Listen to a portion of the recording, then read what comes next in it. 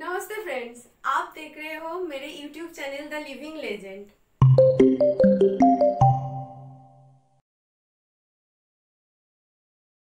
रामप्रसाद बिस्मिल भारत के एक महान स्वतंत्रता सेनानी और क्रांतिकारी ही नहीं बल्कि एक महान कवि, लेखक, साहित्यकार, शायर और अनुवादक भी थे, जिन्होंने देश की आज़ादी के लिए अपना पूरा जीवन समर्पित कर दिया और अपनी जान निछावर कर दी थी।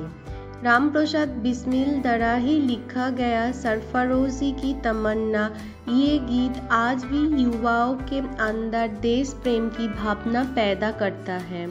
रामप्रसाद बिस्मिल एक ऐसी क्रांतिकारी थे जिन्होंने काकोरी कांड के अंजाम देकर ब्रिटिश हुकूमत को हिलाकर रख दिया था और देश की रक्षा के लिए हंसते हंसते अपनी प्राणों की आहुति दे दी थी।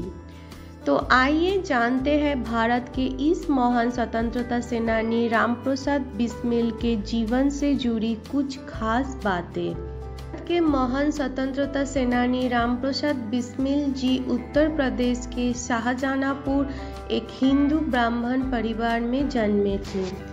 उनके पिता मुरलीधर कोठे में सरकारी स्टैम्प पेपर बेचने का काम कर अपने परिवार का गुजारा करते थे, जबकि उनकी मां मूलमती एक घरेलू महिला थी।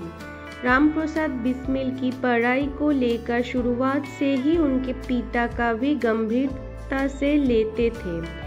6 साल की उम्र में उन्होंने बिस्मिल का दाखिला शाहजहांपुर के राजकीय स्कूल में करवा दिया था। हालांकि बिस्मिल जी का मन बचपन में ही पढ़ाई लिखाई से ज़्यादा खेलने कूदने में अधिक लगता था, जिसकी वजह से इन्होंने कई बार अपने पिताजी मार भी खाए हैं।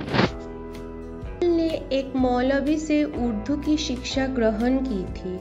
वहीं कुछ पारिवारिक कारणों की वजह से उन्होंने 8वीं तक ही अपनी पढ़ाई की थी।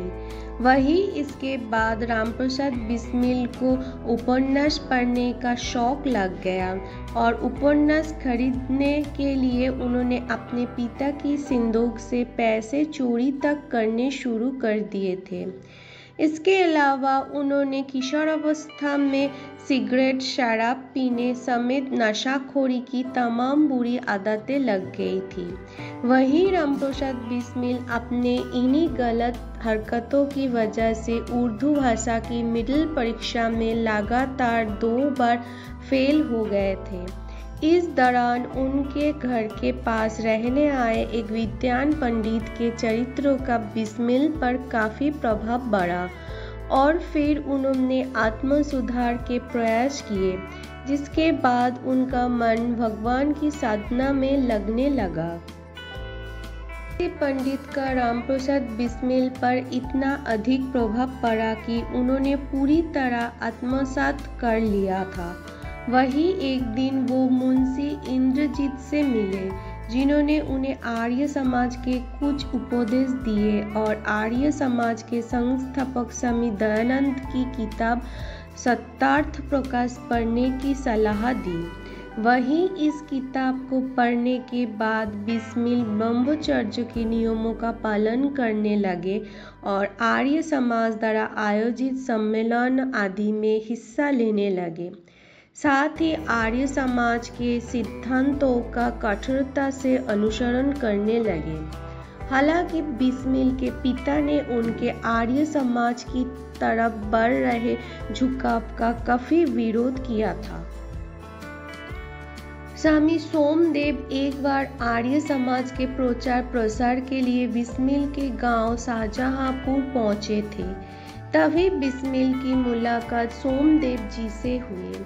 सोमदेव जी के महान व्यक्तित्व और विचारों का बिस्मिल पर इतना गहरा असर हुआ कि उन्होंने सोमदेव जी को अपना गुरु बना लिया और उनके बताए गए मार्ग पर चलने लगे।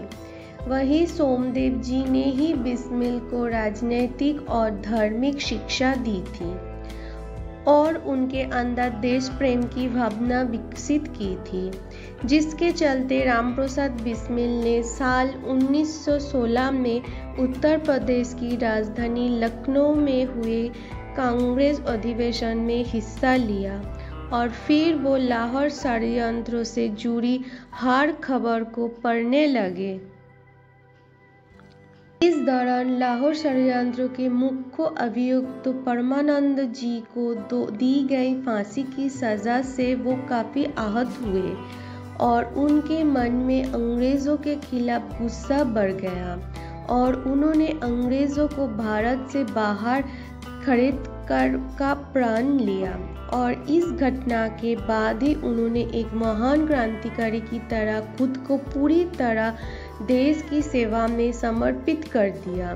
ब्रिटिश अधिकारियों के मन में खौफ पैदा करने के लिए रामप्रसाद बिस्मिल ने अपने कुछ साथियों के साथ मिलकर शिवाजी समिति का गठन किया और इस समिति के माध्यम से उन्होंने मैनपुरी, आगरा, इटावा और शाहजहांपुर के युवाओं को संगठित कर ब्रिटिश शासन में छापेमारी और डकैती आदि करवानी शुरू कर दी।